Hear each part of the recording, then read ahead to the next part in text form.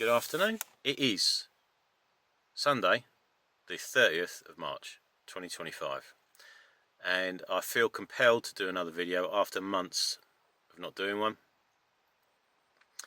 My frustration with Reform UK has got to the point where I've got to do this. I'm really disappointed with the fact that we still haven't got anybody talking about the WEF and the United Nations within the political groups in terms of the parties. No one is condemning the CBDCs, no one is condemning the surveillance state and digital system they want to introduce. It's all coming through the back door. A lot of it's already been rolled out and is ready to go. There is no political party going on about this, and this is really, really concerning. Now, there are so many people that have come from Conservatives and Labour backing Reform UK. And there's a lot of division within Reform UK at the moment. Obviously Rupert Lowe and Nigel have had a falling out. And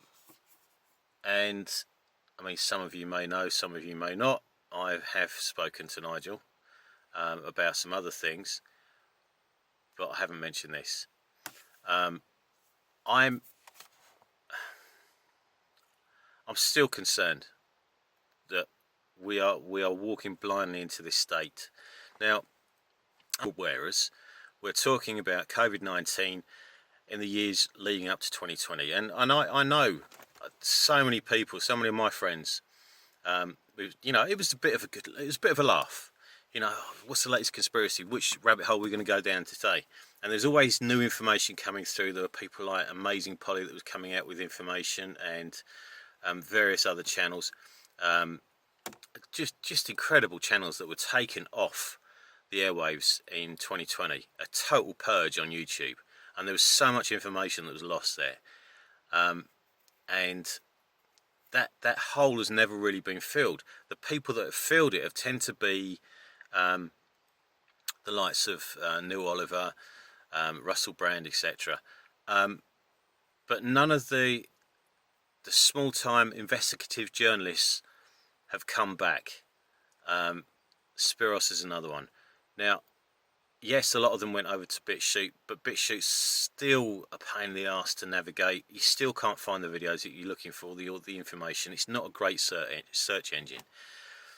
And there are bits and pieces that come out now and again. There was also oh God almighty, there's Harry Vox as well. Harry Vox was good to listen to. But we knew that COVID-19 was coming, not the name of it, but we knew something was going to come, and it did. And I warned my friends and family in the lead up to that in 2019, and we were prepared for that. Now, I am, along with others, shouting from the rooftops again. I'm trying to tell my friends and neighbours exactly what's going on. My family already know. But can we do anything about it? Probably not. Why aren't the politicians doing anything about it? Why are they not condemning where we're heading? The CBDCs and the blockchain. I mean, blockchain was designed allegedly so it could be independent of the system. That hasn't happened. Everything's traceable. It's just, again, it's just another fucking psyop. People have fallen for it. All the digital currencies out there are going to be traceable, every single one of them, because you need to pay.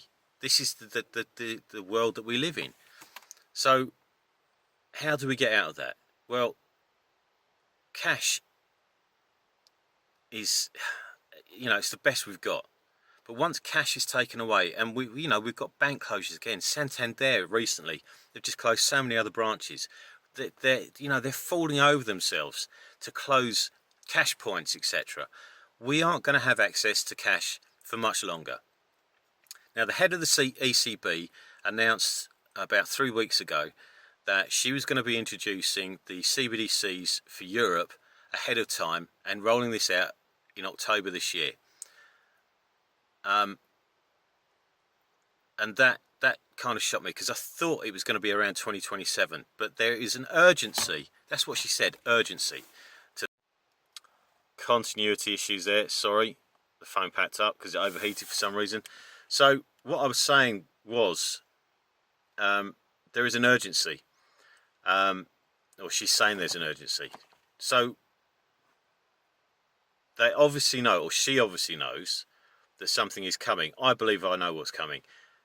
So my question is, why are so many people still not talking about this? Why are our politicians not shouting, you know, foul? They're all in on it, every single last one of them. Everything that is going on is still a distraction. People can't see it. My awake friends can't see it. None of them are there for us at all. They are all there playing the game. I mean, this stuff with Rupert Lowe and this distraction again, I feel, about raising this private prosecution or investigation into the gangs. You know which gangs I'm talking about. Again, just a distraction. I would imagine that Farage didn't do this because he realised that it was pointless.